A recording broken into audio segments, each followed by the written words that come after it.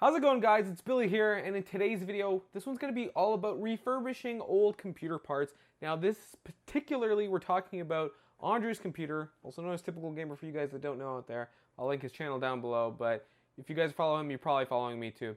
But anyway, he has this old little setup of his.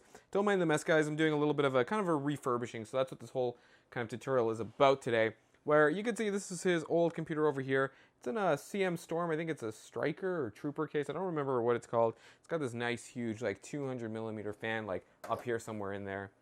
And anywho, there's some guts in there that I'm going to be sending this to Vancouver. So instead, what we're going to be doing is we're going to be souping up the CPU cooler on there.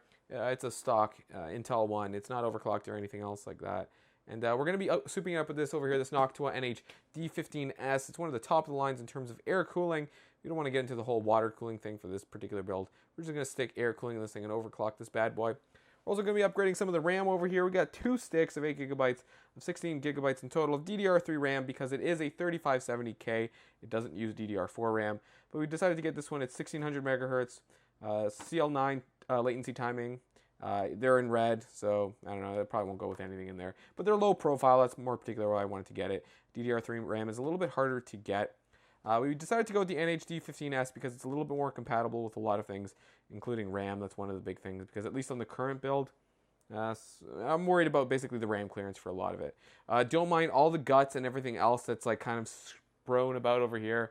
Just don't mind it. It's going to be cleaned up. But yeah, anyway, the stuff that's in there and that computer there, that's going to be going along with this stuff, the RAM and the CPU cooler, so we can overclock this bad boy a little bit more. All of that's going into this guy over here, the NZXT S340. This one's the glossy white version. Hopefully you guys like that one. I thought it looked snazzy. Saw it in person. I thought it looked neato.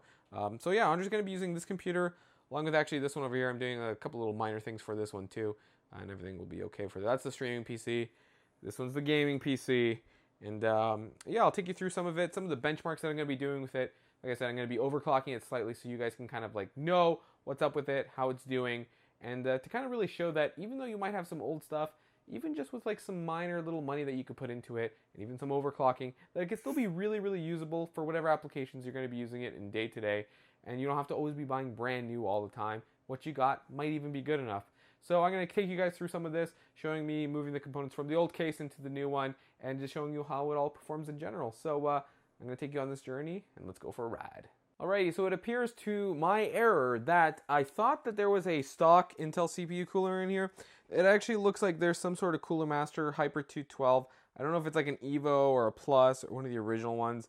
All I know is it says just Cooler Master on there. So I know it's one of those. I thought it was a stock cooler, so apparently not. We were actually running a thing. I haven't touched this computer since Andre put in these dual 980s and SLI. They're just the regular 980s. They're not, I know with the light it might be hard to see.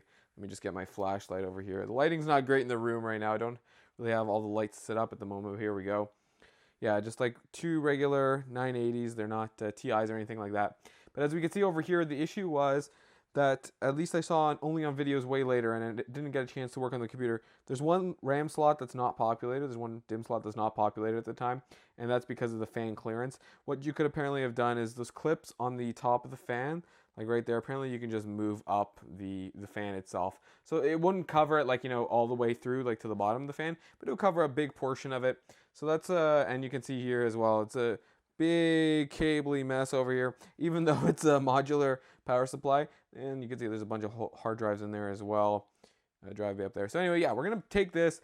We're going to take all of these guts, stick them in there instead, upgrade the cooler to that. I thought it was stock. That's why we bought the cooler. Maybe we'll use it anyway because the Noctua one's a pretty sweet one. I've always wanted to try installing that one instead and upgrade the RAM because those are 4GB sticks. So there's 12 in there, and we'll just put the 12. We'll put the 16 in there because that one is faster anyway in terms of the clock speed for it. These ones I think are, I forget which they're running at, but they are slower. That one's 1600 megahertz and CL9 latency for it too. So anyway, we're gonna throw that all in there and all that, and we're gonna throw it in there. Let's do the rest of this now. So you guys can currently tell there's a lot of stuff coming out right now. Video cards are out, hard drives are out. There's an AverMedia capture card in there. It wasn't being used anymore. Anywho, whoops, a lot of things are falling around here too. You can also see that the whole cable noodly thing from the modular power supplies there. All the data cables for SATA are all there. But there was one thing that I noticed in this case that I guess if you don't work with a case for a long time, you kind of seem to forget about some of their features. And one of them being with this, what is this called? It's by Cooler Master. But anyway, there's this little front thing here. You can see CM Storm. That's like the whole front panel. You can see this were like 2 red LED fans. There's one up here. There's one over here. DVD combo drive up there. But there's this like little one over here that looks kind of interesting. And if you see, there's almost like this little button right on the side here. If you just press up against it, it all comes apart. And I'm like, well, why would they have there a little spring-loaded contraption like that? Why would that even exist there? And then all of a sudden, I see this extra little compartment. And I'm like, what the heck is that? So there's 2 little screws that I undid. And all of a sudden, I just have to pull on this here. And this thing slides out. And I'm like, well, what the heck's in here? After I remove the 2 screws from over here. Pop this bad boy open right here. And it's like all the cable management stuff that I originally put when I had helped Andre build this. You can see the Seasonic little cable wraps here, which I should have used. You guys probably saw it. It was an absolute atrocious mess. You could see all the additional screws, all the additional cable ties. It was all in here, and I didn't even remember about it because in this little hidden compartment down there. And that's what you get for, like, you know, not remembering what some of the features of a case are. But I thought that was pretty neat. Just wanted to share you guys what the next steps are going for this too. Pretty much we got a lot of the external stuff out. I'm just going through getting rid of all the cables now. Going to get the power supply out and the motherboard, and afterwards I'm going to remove this as well. Then we're going to clean the CPU so we can reapply some thermal paste and get that new cooler on it before we go and install it all within the NZXT S340. But this case, Cooler Master, thank you very much. This case was a trooper.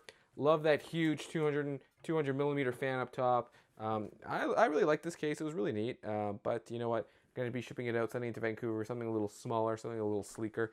But for a full-size case, this thing is pretty boss. It's pretty awesome. I got to admit, for all the years that it was being used, it was really, really nice. But yeah, just thought it was a nice little neat feature. Just wanted to share with you guys. So where are we at right now? So we basically got every component out of the actual case itself and just out strewn about basically anywhere and everywhere that you can think of. We got our hard drives over here, AverMedia. So basically what we're going to be doing with all of these things is like the video cards, because, you know, we're going to be bringing this all into a new case. We don't want it to be dusty. I mean, these don't look too dusty if you ask me, at least in there. But I know the power supply did, at least on the top. I kind of wiped a little bit off of it over here, but, you know, inside itself, I want to make sure that everything is nice and clean and tidy before we put it into the brand new case, and of course also install that stuff too. But look at this nice jumbly, cabley mess. I'm going to hopefully make it a lot better what it looked like at least before, because it was a cable mess. You guys saw how the whole thing looked. I'm going to hopefully make it a lot better, at least cable management wise for that one, because this one has a nice little side panel on it, the NZXT S340. You guys can see over there. It's got a nice side panel, so you can see everything in there. I don't want it to be like this one. This one had cables just, it looked like you were eating spaghetti dinner. You know, it was ridiculous. I want it to be nice and clean. But there was a nice thing that I noted on this thing, at least. I thought it was kind of cool, at least on this motherboard here. It actually has an original like PCI slot right here.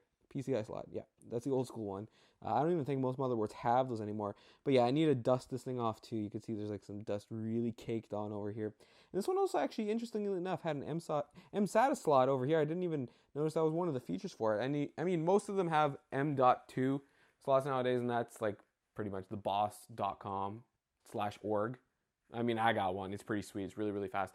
But to see some of this technology on some of these older motherboards, I always like to see it, and I like this still has like a little bit of a blue motif going on. This cooler's going off. I'm going to put this into another system afterwards. I'm going to clean that CPU on before we put on that new cooler over there. Focus. There we go. Before we put that one on, I'll make sure to clean it off with some alcohol and whatnot. Make it look nice and pristine before putting that one on. And then we're going to overclock that bad boy, because I looked at the settings before I dismantled everything, as you can see over there.